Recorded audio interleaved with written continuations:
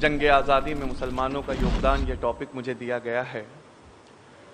लोगों, ऐसा नहीं है कि सिर्फ इस टॉपिक में बात सिमट जाएगी कि मुसलमानों का जंग आज़ादी में योगदान क्या है। दरअसल आपको किसी से शिकवा होना ही नहीं चाहिए। शिकवा होना ही नहीं चाहिए कि आपकी हिस्ट्री के साथ क्या किया जा रहा है। दुनिया की हर हिस्ट्री के साथ ये हो रहा है। अगर आपको अपनी हिस्ट्री की इतनी इंपॉर्टेंस है तो आपको खुद पढ़ना होगा, आपको अपने बुजुर्गों की हिस्ट्री खुद बचानी। फजर की नमाज के बाद मस्जिद के अहाते में लोगों ने देखा कि एक छोटा सा बच्चा 14 या 15 साल का खून में सना हुआ खड़ा है। उसके सामने एक शेर था जो 2 शेर मरा हुआ पड़ा था। जब लोगों ने देखा तो वो समझ गए कि इस बच्चे की हाथापाई इस शेर के साथ हुई है और शेर मर गया, तो बच्चे उस हुई हाथापाई से डर के यहां खड़ा है। नमाजियों ने ये कहा कि इसके मुंह पे पानी मारा जाए, इसका खून साफ किया जाए, देखा जाए ये कौन है। जब मुंह पर पानी मारा गया तो कहा, अरे ये तो फकरुन निसा का बेटा है। उन नमाजियों में एक नाबीना नमाजी थे, उन्होंने कहा, फकरुन निसा से चलकर पूछो कि उसने बच्चे की परवरिश ऐसे कैसे की है कि इस बच्चे ने इतनी सी कम उम्र में एक शेर को मार दिया। सारी जमात नमाज के बाद घर पहुंची, बाहर से सलाम किया, जवाब आया वालेकुम सलाम। कहा, बच्ची तुमने अपने बेटे को कैसे पाला है कि इसने एक शेर को मार दिया। कहा, मैंने कोई खास परवरिश नहीं की। जब जमाती लौटने लगे तो फकरुन निसा ने पीछे से आवाज दिया, कहा, हमारे पीर मेहराब शाह कलंदर के हुक्म से जब हमें बच्चा नहीं हो रहा था तो टीपू मस्तान औलिया की दरगाह पे हमने इस बच्चे को मांगा था, और एक दिन हमारे ख्वाब में टीपू मस्तान औलिया आए और हमसे ये हुक्म दिया, इतना खिराज अकीदत पेश करना कि जब भी इस बच्चे को दूध पिलाना उससे पहले वजू कर लेना। मैंने अपने बच्चे को जब भी दूध पिलाया है उससे पहले वजू किया है। शायद ये उस वजू की ताकत है। बच्चे का नाम था फतेह मोहम्मद अली खान साहब, जिसे आप और मैं टीपू सुल्तान के नाम से जानते हैं।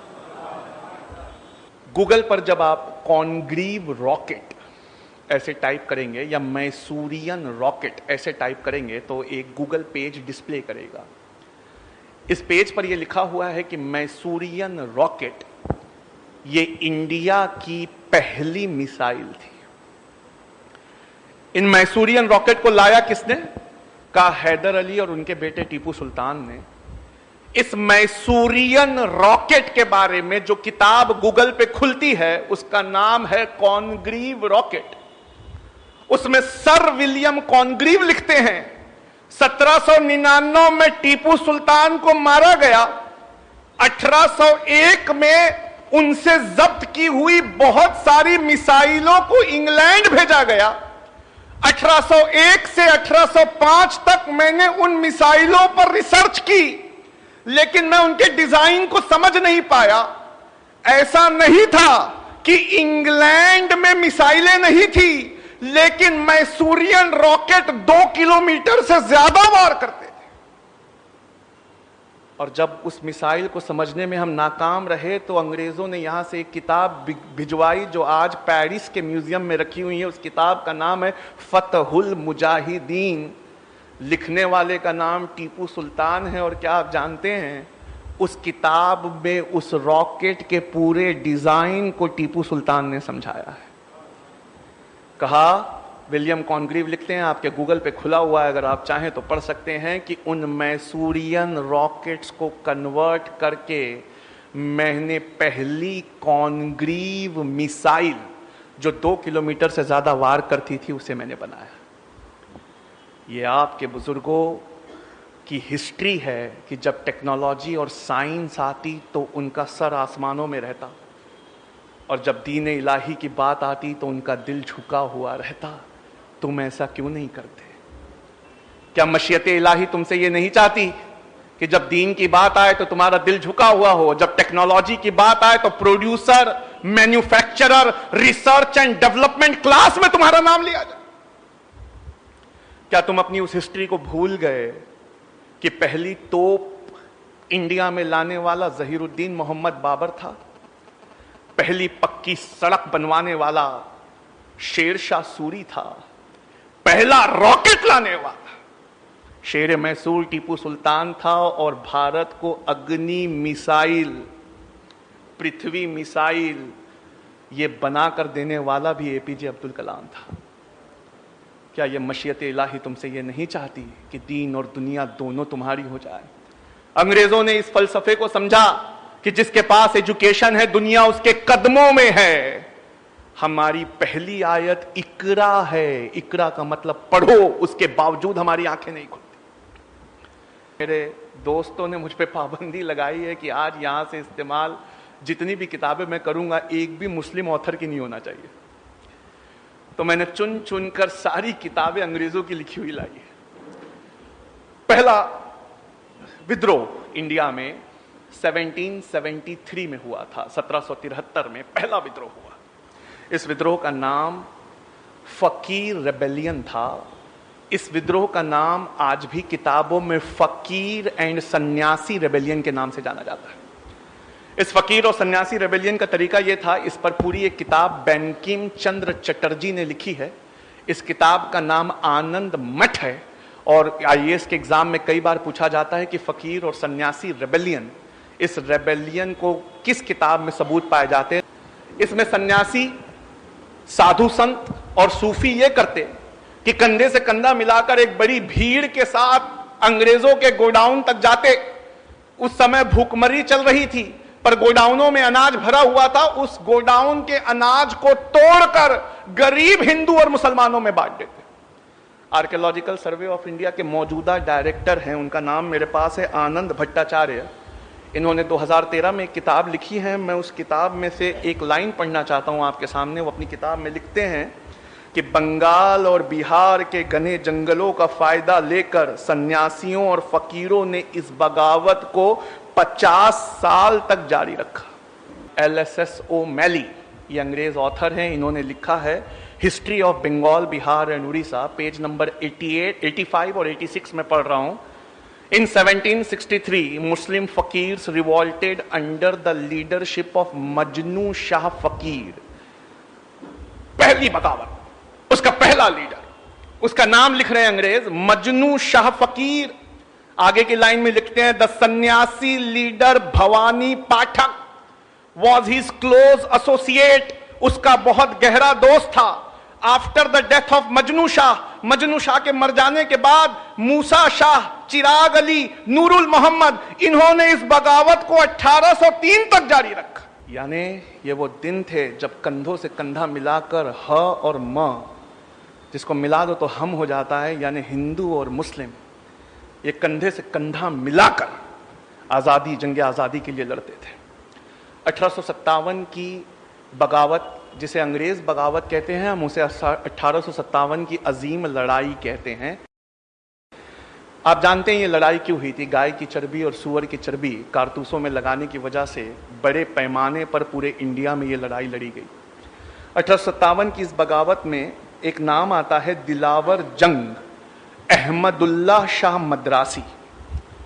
आर्कियोलॉजिकल सर्वे ऑफ इंडिया की बुक है दिलावर जंग अहमदुल्लाह शाह मद्रासी। इनके बारे में लिखा है कि ये टीपू सुल्तान के दरबारी नवाब मोहम्मद अली के बेटे थे और मेहराब शाह कलंदर पीर के कहने पर अंग्रेज़ों को अपने देश से हटाना चाहते थे। इस सिलसिले में ये दिल्ली गए और दिल्ली के बाद पटना, फैज़ाबाद, कलकत्ता और देश के कोने कोने का दौरा किया। अंग्रेज़ों के खिलाफ माहौल को इतना गर्म किया कि, सुन लीजिए, टॉपिक है जंग आज़ादी में मुसलमानों का योगदान। पहला सबसे बड़ा इनाम अगर किसी की गर्दन पे रखा गया, पहला सबसे बड़ा इनाम अगर किसी के सर पे रखा गया, तो वो 50,000 रुपये का इनाम अहमदुल्लाह शाह मद्रासी के सर पे रखा गया 1857 में। पहला इनाम 50,000 रुपए का किसी के सर पे रखा गया कि जिंदा और मुर्दा लाने वाले को 50,000 रुपये दिए जाएंगे। तो उनका नाम अहमदुल्लाह शाह मद्रासी है, राजा ऑफ पवई इन्होंने ये इनाम को पाया जब अहमदुल्ला शाह का सर काट कर इन्होंने अंग्रेज़ों को दिया। तो एक अंग्रेज़ का बयान मेरे पास दर्ज है, मैं इस बयान को आपको सुनाना चाहता हूँ। यहाँ लिखा है, ये उस इंसान का सर पड़ा है जो आज तक का हमारा सबसे ताकतवर दुश्मन था।